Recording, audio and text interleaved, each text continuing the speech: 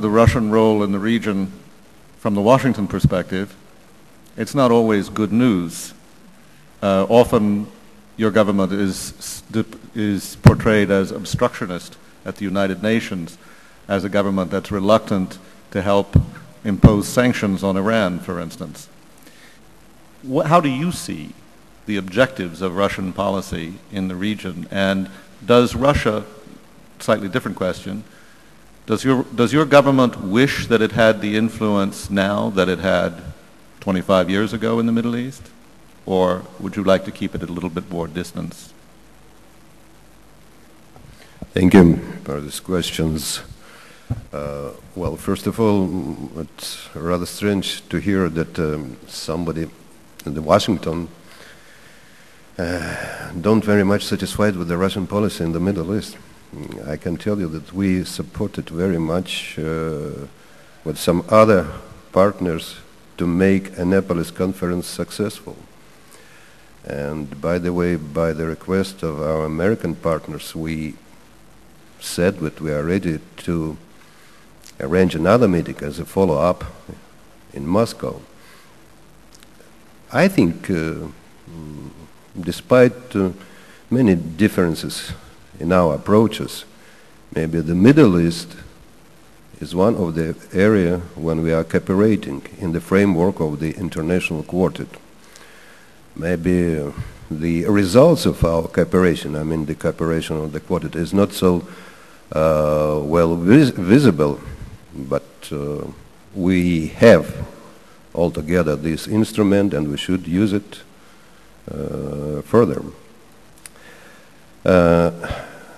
About Russian policy, I don't think it would be much clearer to dream about the influence of those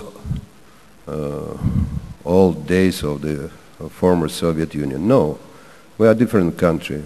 We have different priorities. And as a neighbor to the region, of course, we need very much to live together with the people of the Middle East in the atmosphere of stability and security for each country, for each people, and for international community. Our aim is to, or our goal is to help not only to practice in reaching a peace, but to help, to assist, to shape or to formulate maybe integrated approach to this, to the problems of this region. And I'm very thankful to Dr. Rais about your description how you see this situation. But of course, the political issue is the topic. It's maybe it is the priority in the efforts searching for a peace here. And the key issue, the core issue, of course, the Arab-Israeli conflict.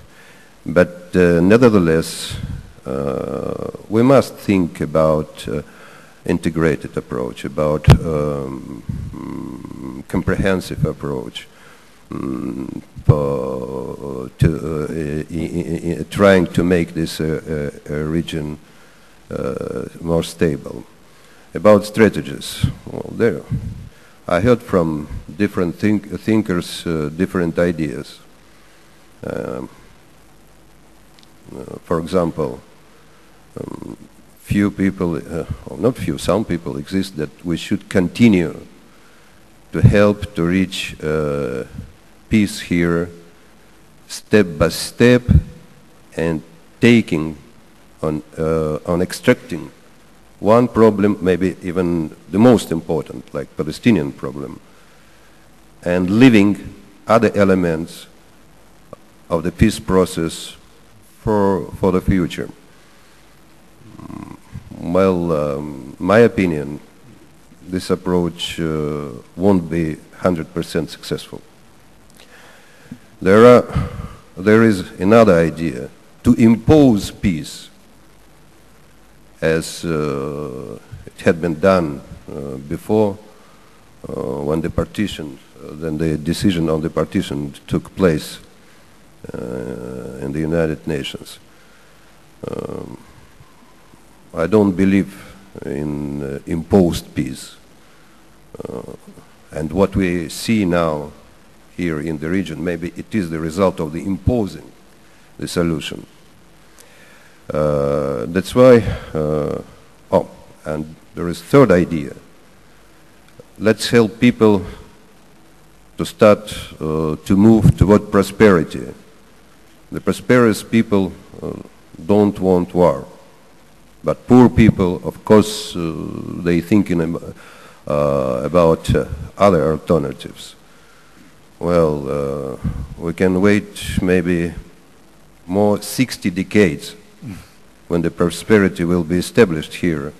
But I can't imagine that Palestinian people, even prosperous, would forget about its legitimate right, about its dream on the independence, about the independent state.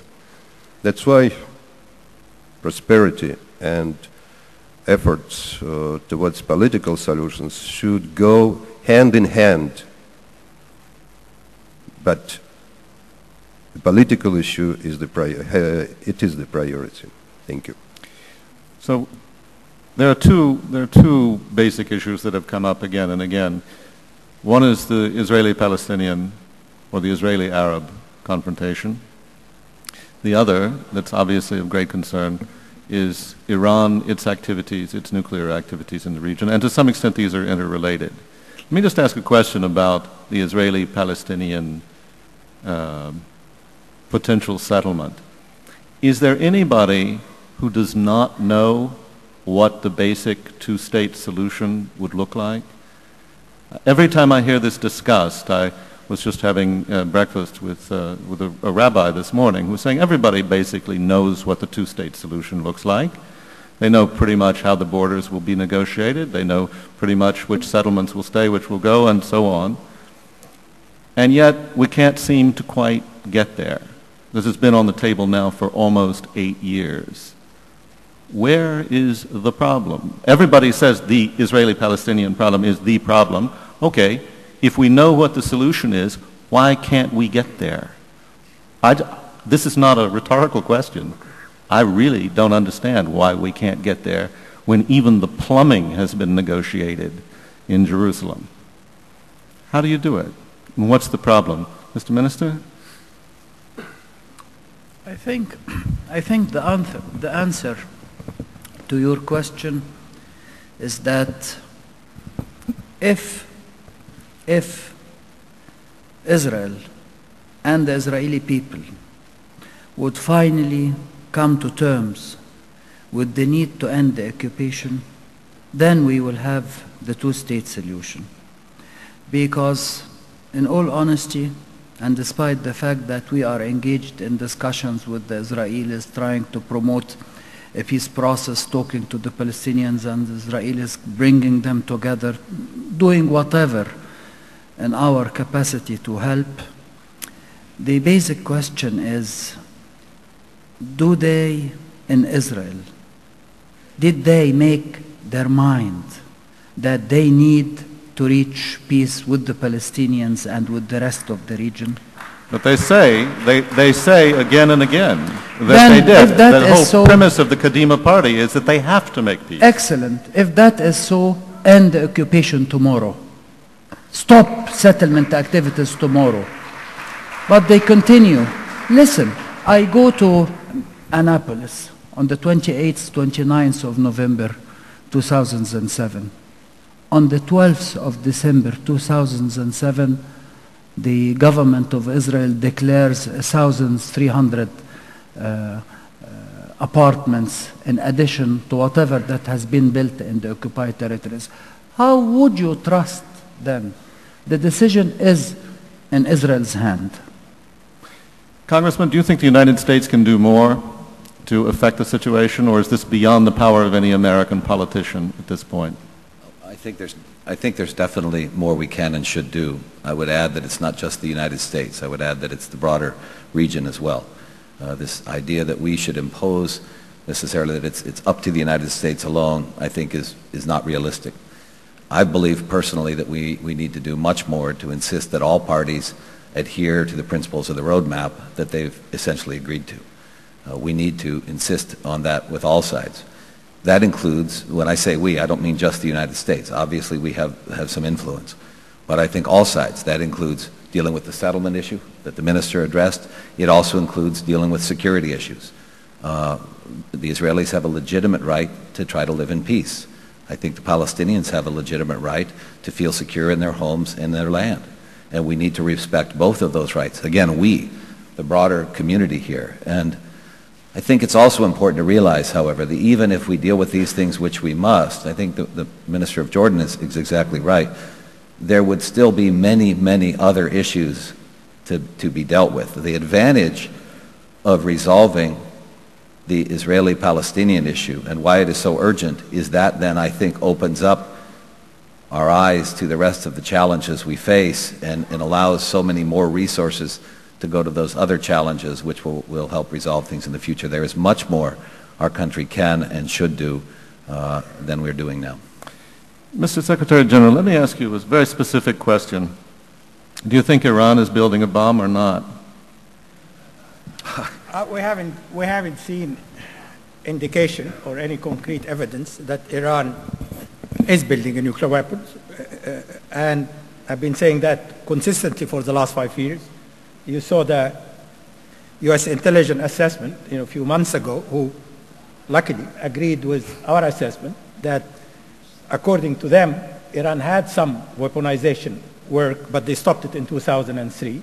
We're still going through the process of verifying that. But the Iranian issue is not really about whether Iran has today a nuclear weapon. I don't think anybody now say Iran has a nuclear weapon. It's a question of, do we trust Iran's future intentions? That is not really an issue of verification. I keep saying I cannot verify future intention. I cannot read the tea leaves. Building confidence of future intention requires a dialogue. That's where I come back to the dialogue.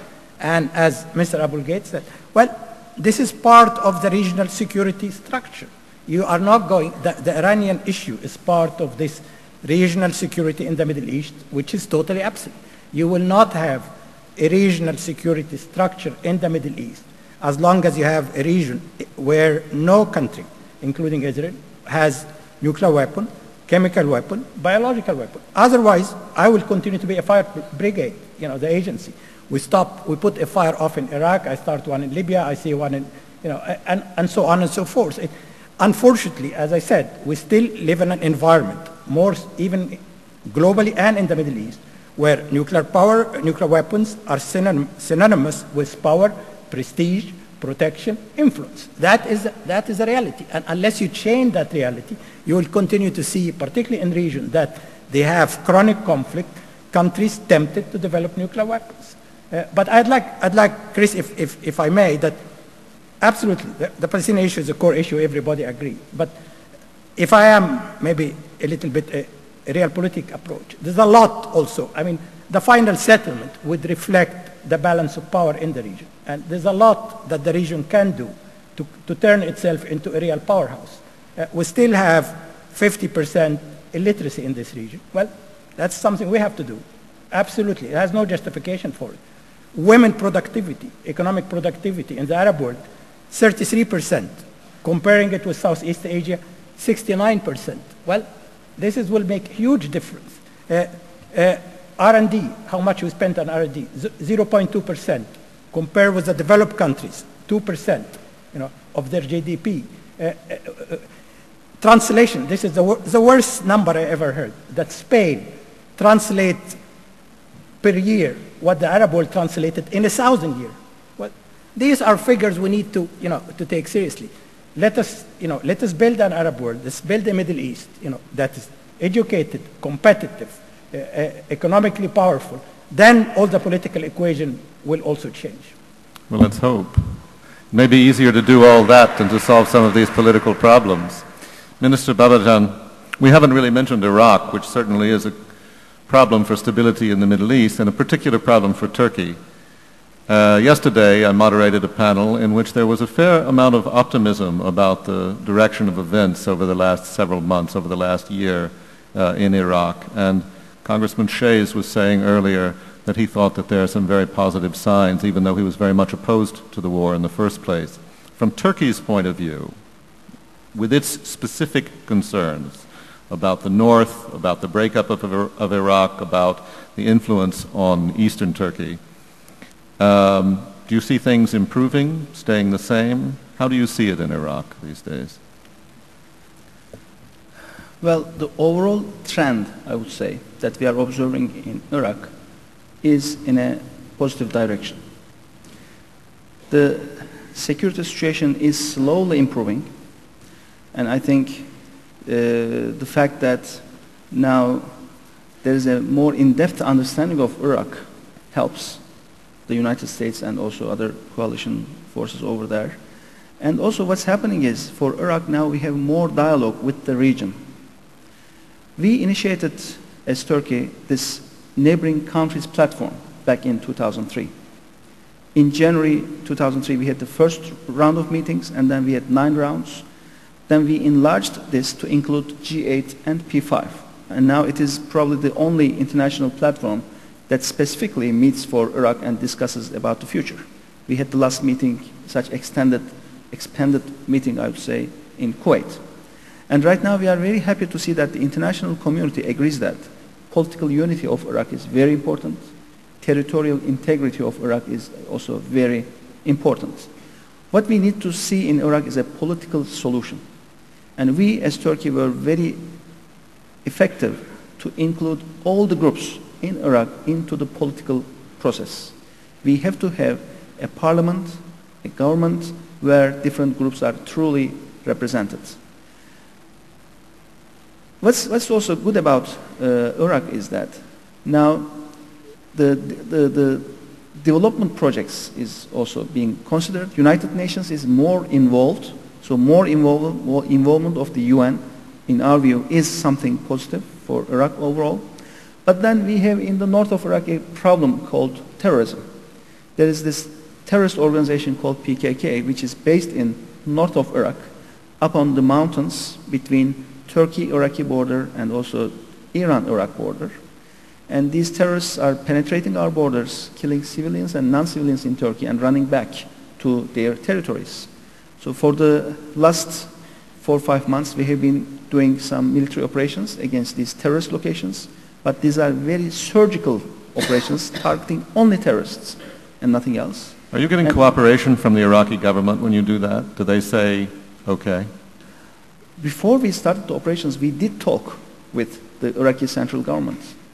I went to Baghdad and I asked the Iraqi government, do you have any capacity to deal with this terrorism issue?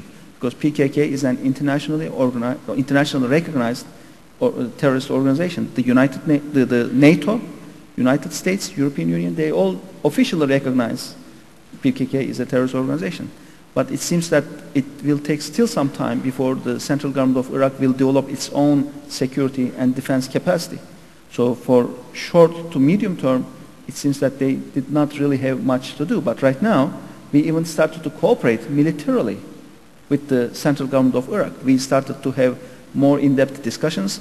Our vice chief of staff went to Baghdad. Their vice chief of staff came to Ankara. And right now we are working on a draft military cooperation agreement. So as long as the target is very clear, as long as we have a problem of terrorism, then there should not be a problem. What we need is international cooperation and collaboration against terrorists. This is not a problem between Turkey and Iraq. This is not a problem between Turks and Kurds. This is a problem of terrorism, and that's how we are treating it. And the target is not the people of Iraq. The target is not the territories of Iraq. The target is only terrorists.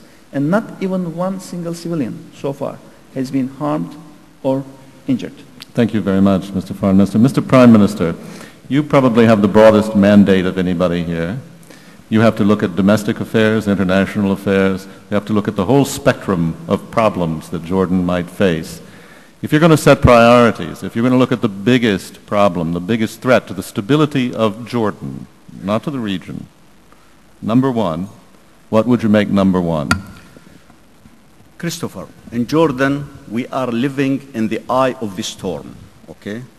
We have problems around us. If you look into the west, east, any direction, we are facing lots of threats. I think the most important issue again for Jordan, for the stability of Jordan for years to come, is the resolution of the Israeli-Palestinian conflict. Not the price of food, not the price... No. I think the most important issue, priority one, is to resolve this conflict. This is very important, not only for Jordan, but for the whole region.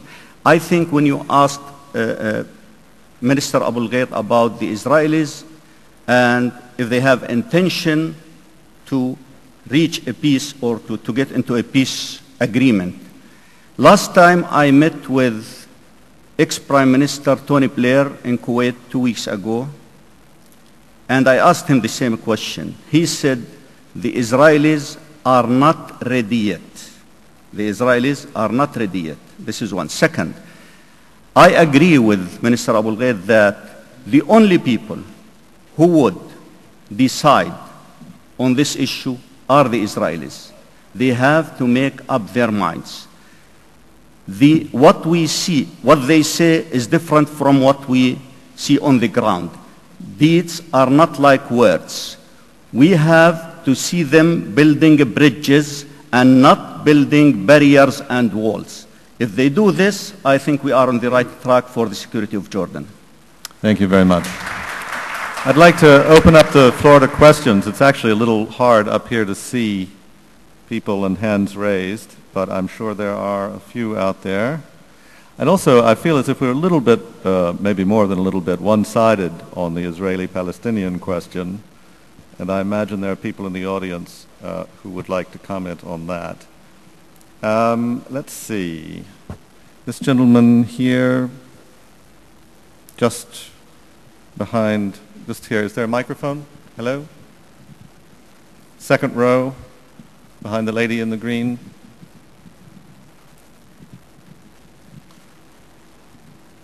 Can I speak while I'm sitting, please? I can't hear you. My name is Mohamed. We listened to a lot of views on the panel, but let me start by saying something, you know. We as Arab always say, Masr is al-Dunya, which means Egypt is the mother of the globe. And I rely on being in the mother of the globe that I have tolerance from the people on the panel to listen to me, and then I'll ask a question to Mr. Baird. Actually, everyone emphasized on the importance of finding settlement for the Arab-Israeli conflict. But maybe for political or diplomatic reason, no one did emphasize on the importance of the role of the United States in imposing, even Mr. Sultanov, you know, did not like, you know, imposing peace, but the role of the United States in achieving, you know, this fair settlement. What I would like to say is a simple question to Mr. Baird, but I would like to set up a foundation, an objective foundation. Let's not go back 2,000 years here, No, please. at all. I'm going to ask a question, but actually I would like to set up an objective foundation for my question. 2-3 years ago, you know, the question of the Israeli lobby influence on the American U.S. foreign policy was a taboo. And in academic research, this taboo were broken 2 years ago. And recently there is an important book which is sold on the front shelves of the bookstores in the United States. And in March, personally, I bought it from Border in the United States. And this book titled, The Israeli Lobby Influence on the Foreign Policy of the United States. And I'm not going to tell anything about the book, but it's saying that there is circumstances which is creating, impact on the foreign policy, which nowadays prove to be against the interest of the United States. My question, what you think about this statement of a book that is on the front shelves in the best bookstores in the United States? Thank you. Congressman Shays, you may not have read the book, but in a more general sense, do you think, and let's address this head on, do you think that the so-called Israeli lobby, or that people sympathetic to Israel in the United States have an outsized influence on American policy? First of all, it's Baird. Shays was here yesterday. He's a dear friend, but our positions on the war and some other things were different. I'm familiar with the book. I think the book raises a number of there is no question that there's a strong pro-political, pro-Israeli lobby in our political system.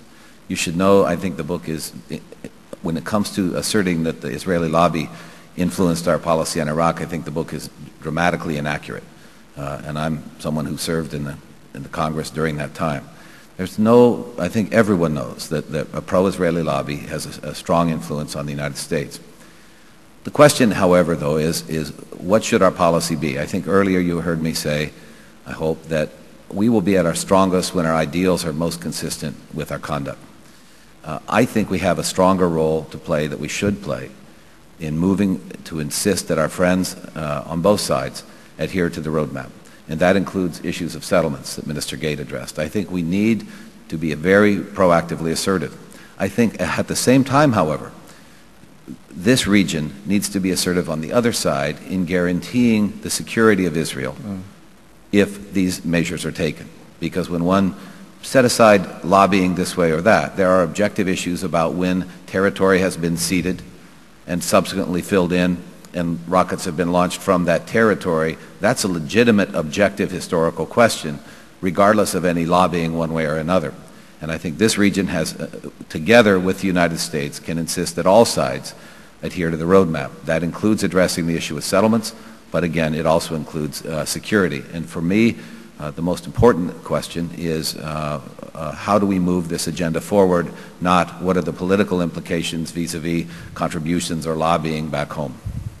Thank you very much. Another question? This lady back here with her hand raised, just, yes?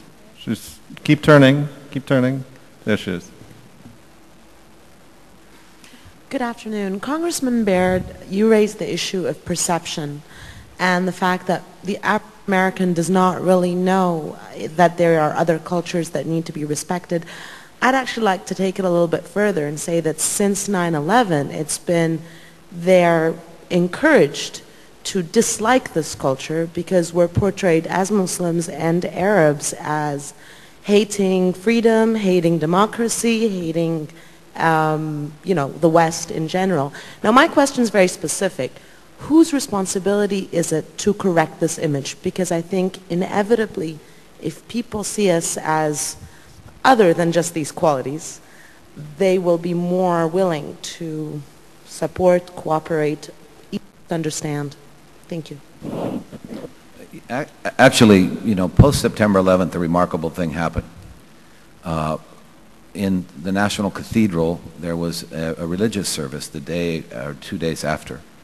And at that service were invited religious leaders from the Christian faith, the Jewish faith, and the Muslim faith, which was rather remarkable. And there were actually a number of books sold about understanding Islam, and there was, I think, to be honest, a sincere effort to educate ourselves in a way that had not happened before.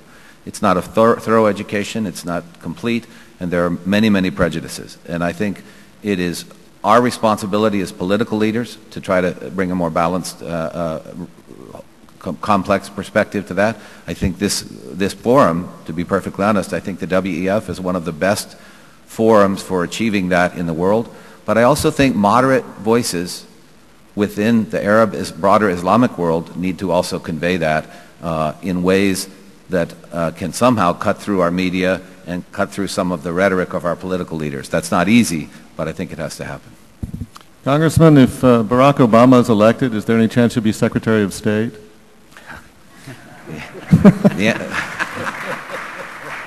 The actual answer is when Barack Obama is elected, and My friend, you know I'm not Chris Shays. The second answer is absolutely, I don't think so. I think we have some fine people who will be. That's a politic answer. Absolutely, you don't think so. Question over here. This gentleman here, all the way.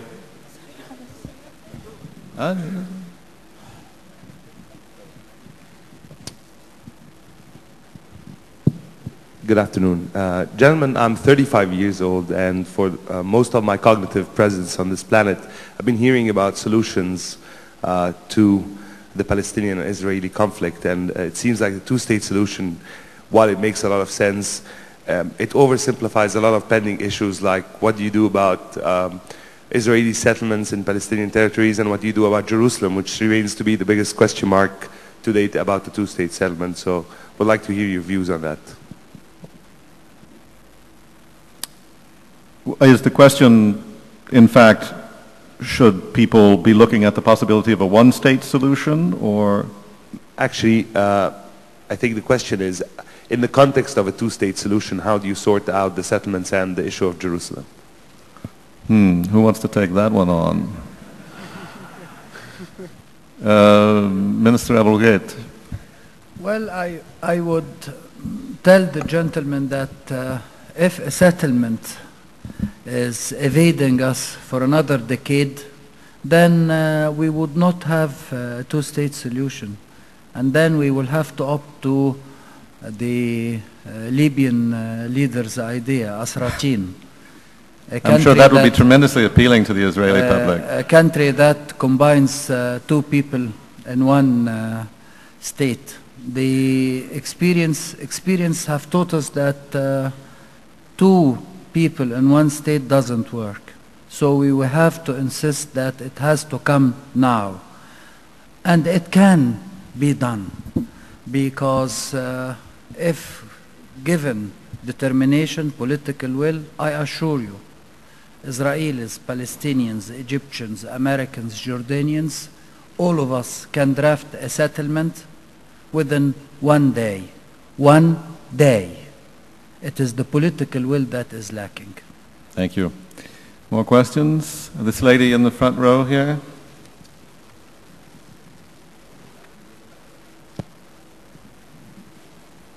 Yeah, Raghida Dargham. Question to Mr. Sultanov first. The issue of the Palestinian issue, you're engaged in it as part of the four-member quartet. We don't hear you doing much for the Palestinians, really. You're not pushing the Americans or the other partners, Europeans or the United Nations to go forward.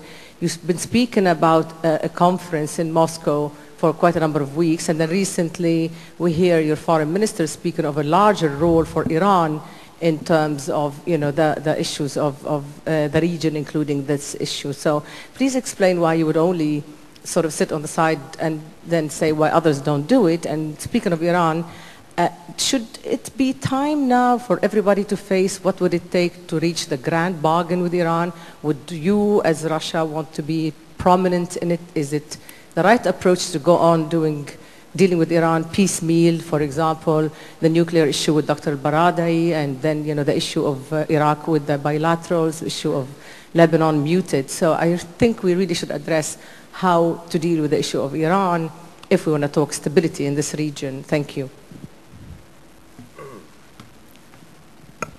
Well, many questions. Okay. All about Palestine. Well, I don't know that Mr. Abu Mazen, Mahmoud Abbas, would agree with you if he heard you. Especially after his last visit to Moscow, when he met President Putin. He was very enthusiastic about Russian approach, about our contacts in the framework of the quartet, and on bilateral basis with our partners in the Arab League, by the way, too. Well, I think as Russia, we do many things to support a process towards the establishment of a Palestinian state. And we will continue. About Moscow conference, you know, for tango you need 2 dancers. For popular dances you need more dancers. You know, dabke.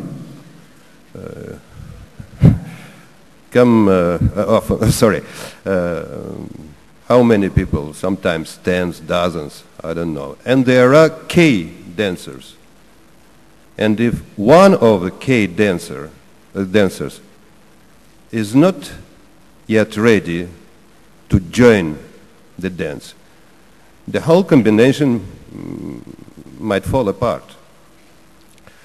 That's the same with the Moscow conference. We are in full contacts with everybody, with partners in the quartet, with parties concerned. And for us, Moscow conference is not, an issue which is important for Russia from the prospect of our internal policy. Things got, we had now 2 elections campaign. I think both of them were successful, even without Moscow conference. But the problem is the readiness of all sides, and first of all, the parties concerned.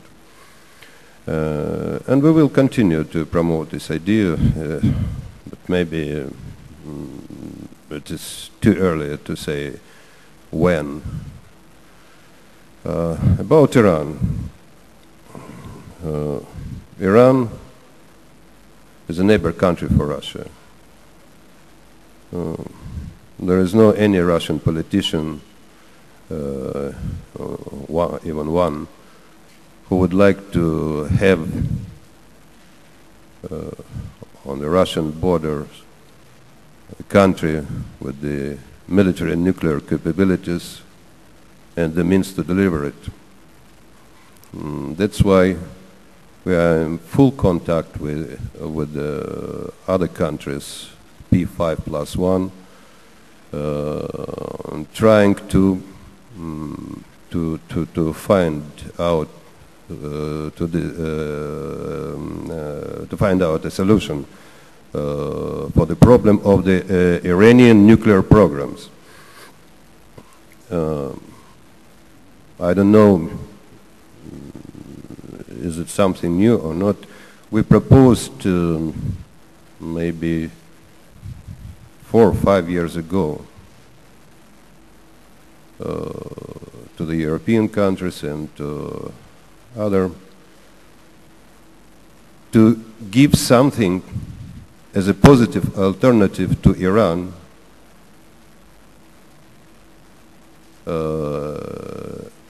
to make him feel that there is no threats for Iran, for Iranian security, for Iranian, even internal regime.